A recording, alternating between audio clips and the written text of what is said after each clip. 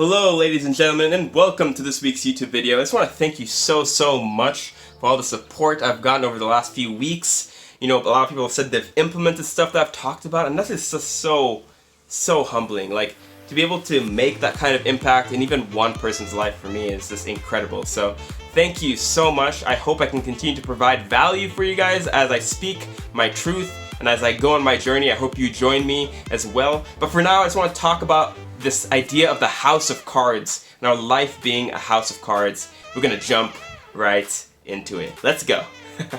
No words can be said. Amazing. Thank you so much.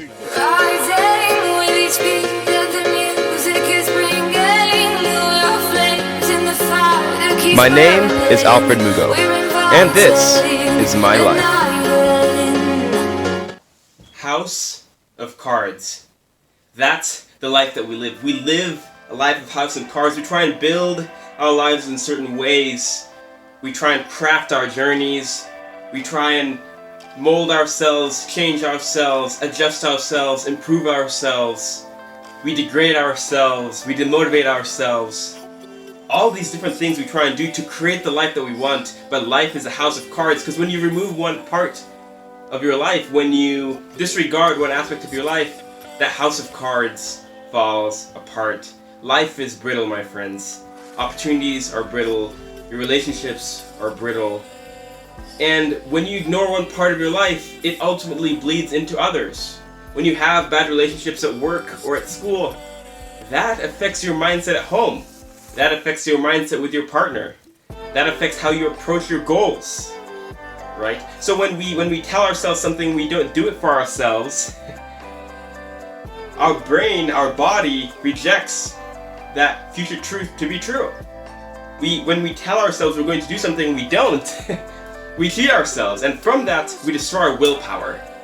And our willpower is one of those few things in our life that is finite. When you begin the day, you have a certain amount of willpower, and it drains throughout the day as you make decisions.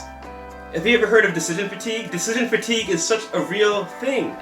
Decision fatigue is such a real thing because when we spend our time making these micro decisions, making these micro analyses, judging ourselves, comparing ourselves on social media, trying to achieve a certain vision of ourselves that we see as utopia, then what happens is that we get entrenched in that. So I had a great conversation about this the other day with a friend of mine, Evan Nafline, and he brought up a very valid and good point. He said, what is the difference between having confidence on one end and having a lack of doubt, a lack of fear on the other end? And that got me thinking. I thought about my life, and I was like, I don't think those two things are separate. I think it's all on a scale, right? I think there's a scale of self-assurance, and on that scale, there's uncertainty and doubt on one end, and on the other end is confidence and bravado, if you so may say. And you take steps across that scale as you go through events in your life. But importantly, as you go through those events in your life, it's all about how you react to those events. It's about your reactions, about what you can control, right? Because really, when we walk through life, we want to have a growth mindset. The moment we think any part of our lives cannot be changed is the moment we let habits control our lives. The moments we let different challenges that we face, different internal dragons control our destiny and control our actions. And that's not what we want. We want to have a growth mindset. We want to think that, hey, we can change ourselves. We can improve ourselves. But how do we do that? We do that by planning. We do that by being intentional. We do that by the different things I've talked about in the past and that everyone else talks about. You hear it all the time. The real challenge is internalizing those things. And so when we think about life, and we think about this idea of the house of cards that I'm proposing, we have to think about how can we solidify that house of cards? What can we do to make sure that what we're building, this journey, this path, this destiny we're creating, is true to ourselves and stays true to ourselves? And I think what you need to do is add the glue. You need to add the glue to that house of cards. And you add that glue by looking at different parts of your life and tackling them with goals, tackling them with planning, and being intentional about those different parts of your life. And I know I've mentioned this before, but it's because it's the truth. It's been the truth for me. Whenever one part of my life failed, I saw other parts in my life struggle. So if you are going through a difficult time, just remember that in that difficult time, if one card is failing, one part of your life, whether it be health, whether it be wealth, whether it be fitness, whether it be spirituality, whatever it is for you, if one part of your life is failing, focus on the other house of cards. Add glue to the rest of your house of cards to enable that when that card falls out, when you have to replace it, everything else is stable, right? Everything else is stable.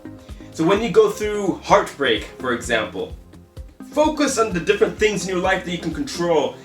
Work out, expend that energy, talk to your friends, build that relationship between you and the different people in your life, because you will find that valuable. You will see the long tail of that in your life, right? There will be immediate short-term kind of benefits to yourself and your life, but the long tail is where the game is at. That's the end game right there.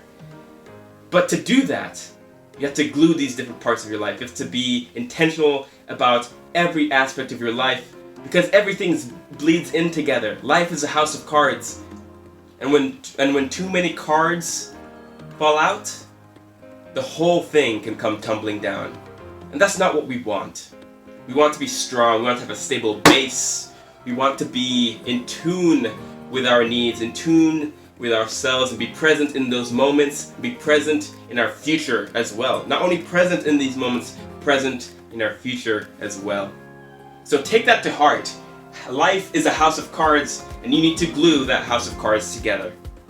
So, ladies and gentlemen, thank you for watching. I just want to say from the bottom of my heart that I appreciate your attention. I appreciate you giving me 6-7 minutes of your time, or whatever it is. Time is our most valuable asset, so if I could bring any value into your life, I greatly appreciate it. Feel free to like the video, leave a comment down below, share this, subscribe, everything. You know, I'm just trying to do my best to speak my truth, and if my truth resonates with you, then that is my goal achieved. If I can help one person, then that is enough for me.